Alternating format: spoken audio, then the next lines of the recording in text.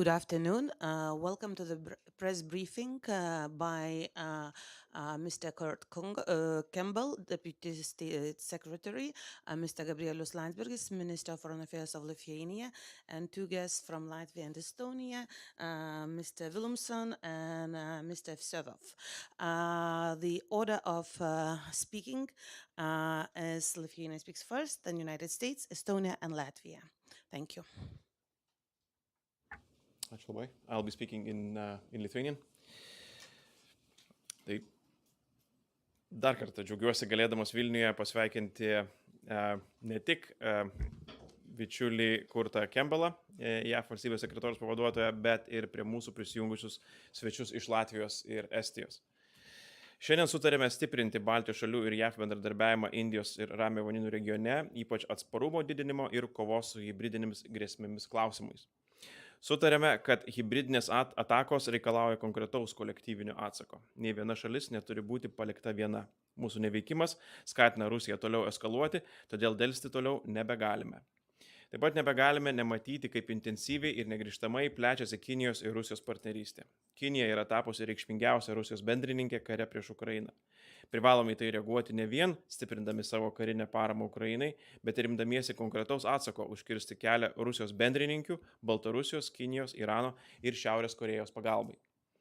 Veikdami kartu ir burdami bendraminčius nekartą esame įrodę, kad galime įtakoti Europos kryptį. Turime tai padaryti ir dabar. Kinijos pagalba Rusijai turi sulaukti ne tik susirūpinimo, bet ir konkretaus atsako. Pavyzdžiui, sankcijų, ekonominės priklausomybės nuo Kinijos rinkos mažinimo.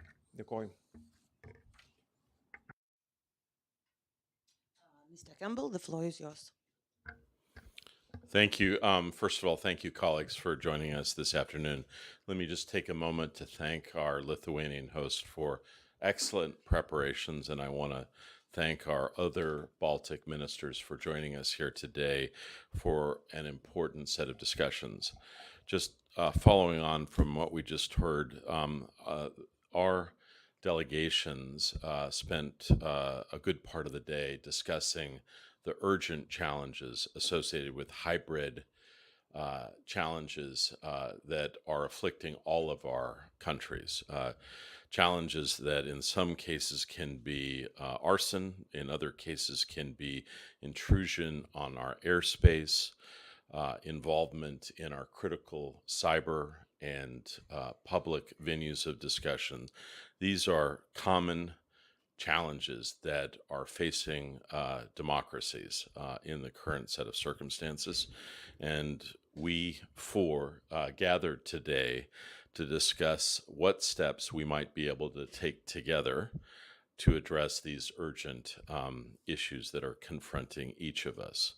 I'm very pleased to say that the discussions were deeply productive, very much like-minded, and I think we share a determination to take steps in a variety of venues, NATO, perhaps in other settings as well, to adapt plans and procedures for addressing the complex challenges that democracies are facing. And I want to particularly acknowledge the courage and determination of frontline states who are meeting these challenges on a daily basis across Europe.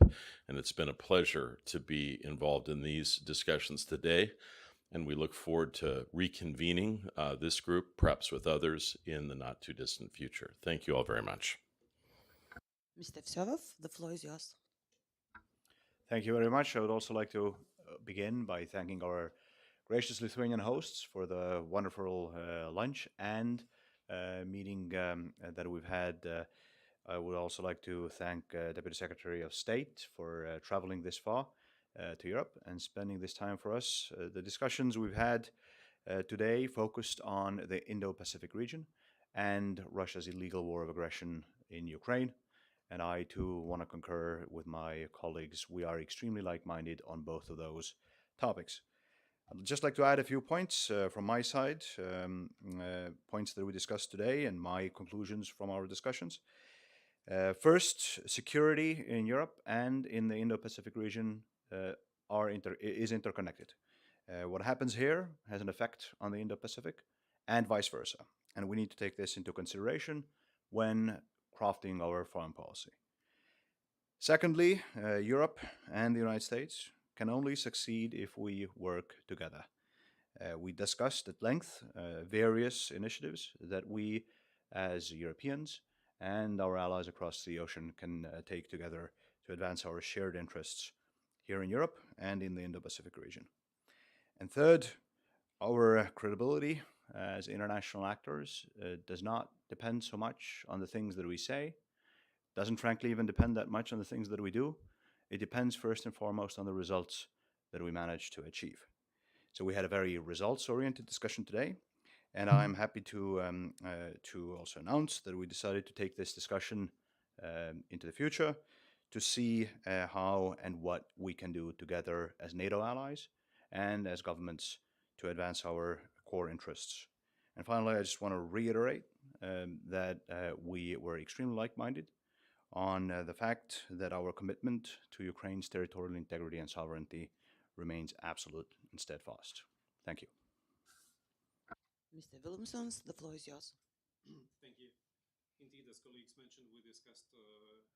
Can you press the button? Yes. Indeed, as colleagues mentioned, we discussed two regions, Russia's war in Ukraine, basically in our neighborhood, and developments in Indo-Pacific. As colleagues mentioned, it could seem that they are far apart, but actually they are so interconnected that developments can impact our own security. I briefed the colleagues on the Russian drone, which was armed and went down on the territory of Latvia.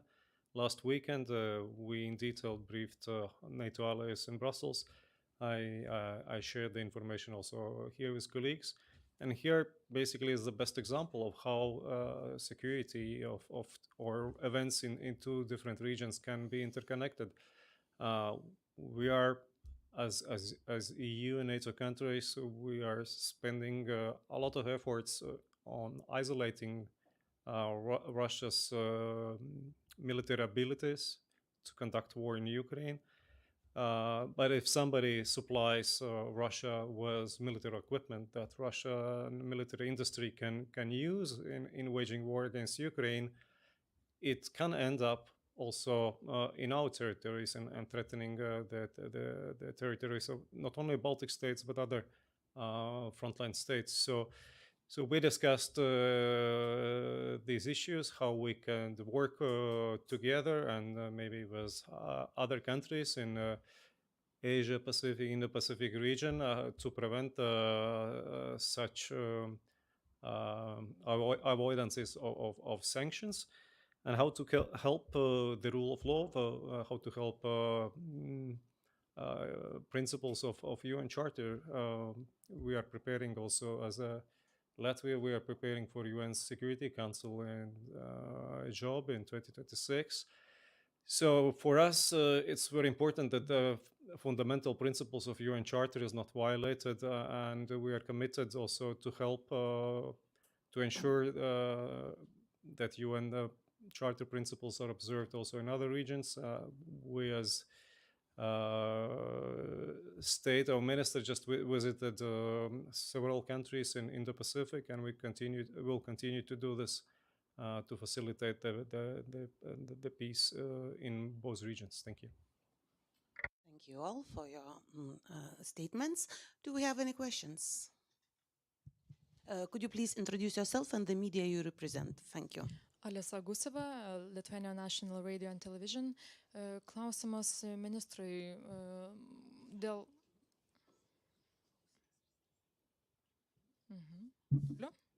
Dėl laivo, kuris plaukiojo su Maltos vėliava, gabeno pavojingą krovinį, jau žinoma, kad jis nebus įleistas į mūsų uostą, bet kaip jūs vertinate tokį prašymą įsileisti? Ar tai gali būti tam tikra provokacija? Duomenų, kurie leistų patvirtinti, kad tai yra sąmoningas veiksmas, pateikta nebuvo. Kitaip tariant, kad tai yra sąmoningas piktybinis veiksmas nukreiptas prieš Lietuvos nacionalinio saugumo interesus.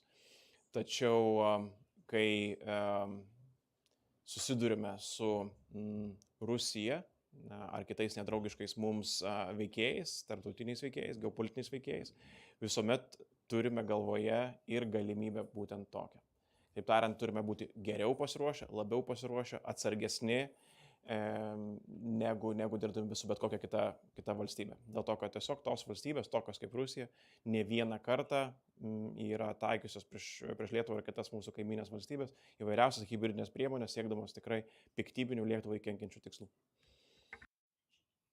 Any more questions?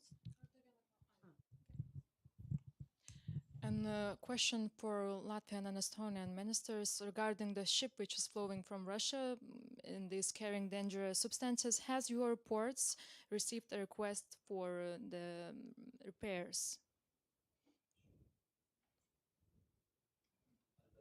Not that I'm aware of this, that we would have received any requests. Certainly we are one of the country which is impacted by war in Ukraine. We pay huge attention in limiting all kinds of income to Russia. So sanctions circumvention is criminal offense in Latvia. So if there would be any information that somebody is violating sanctions, that would be dealt with all most severe consequences. It was a criminal offense.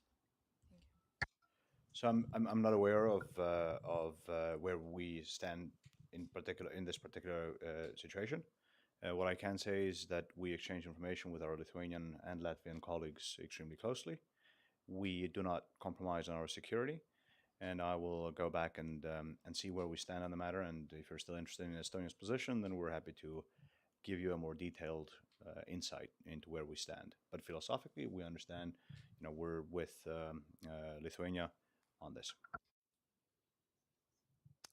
Milda Shaputita with Bloomberg. I have a follow-up question for Mr. Campbell from our morning press conference. You mentioned that some of the financial institutions should be or are under watch. Do you think you could specify, to the extent that you can, what financial institutions are we talking about? Is this European banks? Is there something else? And also a question to European ministers, also China-related. Both Spain and Germany have called on the European Commission to delay, postpone tariffs, higher tariffs on Chinese electric vehicles. So this is sort of giving up a tool to work against Beijing. What is your reaction to that approach? And do we still have a majority in the European Union for those tariffs to be implemented? Thank you. Thank you for your question. I can say that I think the financial institutions of greatest concern are Chinese and Russian facilities, normally second or third tier banks that are involved often in smaller transactions. We're concerned by those banks' role. Am I doing everything okay? Sorry, those banks' role in facilitating the activities of Chinese and Russian firms in supporting the defense industrial base improvements that it has been articulated by the leadership in both countries. Atsakant į jūsų klausimą, pirmiausia, Europos komisija tarifų klausimus turi išskirtinę kompetenciją. Tai Europos komisija nusprendus, dalykai įsigalioja. Antra, Europos komisija labai aiškiai paaiškino, kodėl ir kokie tarifai yra pritaikomi. Yra įtariamas pažeidimas prekybos Europoje ir aukštesni tarifai yra taikomi toms įmonėms, kurios atsisako bendradarbiauti su Europos komisija, tos, kurios sutinka bendradarbiauti, tarifai yra taikomi kur kas ženkliai mažesni, beveik 3 kartus žemesni. Tai reiškia, tai yra taisyklėmis grįstas sprendimas, tai nėra politinis sprendimas. Dabar jau kalbant kaip iš politinės pusės, mes matome fiksuojame ne vieną industriją Europos Sąjungoje, taip pat ir Lietuvoje, tai yra atsitikę, kuomet dėl Kinijos taikomų dempinguojančių priemonių, valstybės paramos priemonių, industrijos Europoje praktiškai išnyksta. Ir pirmiausia, tai yra industrijos, kurios yra susijusios su atsinaujinčia energetika. Dėl to, kad Europos komisijos priemonės nebuvo laiku pritaikytos, apsaugos priemonės nebuvo įvestos ir industrijų paprasčiausiai nebeliko. Taip ir mūsų įmonės yra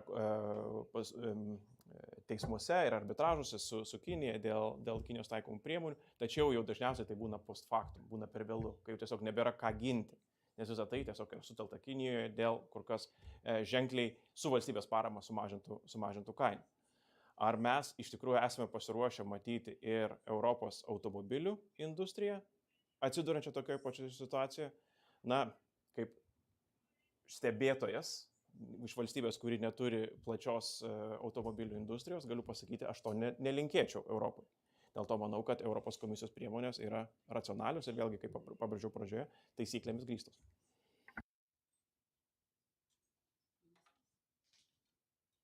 I have nothing to add to the thorough explanation offered by your foreign minister. I just will say that when it comes to tariffs, we always trust the European Commission.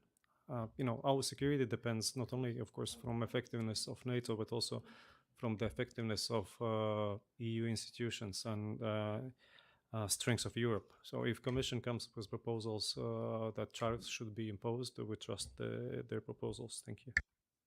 Thank you. With this question, we conclude the press briefing. Thank you. Have a nice day.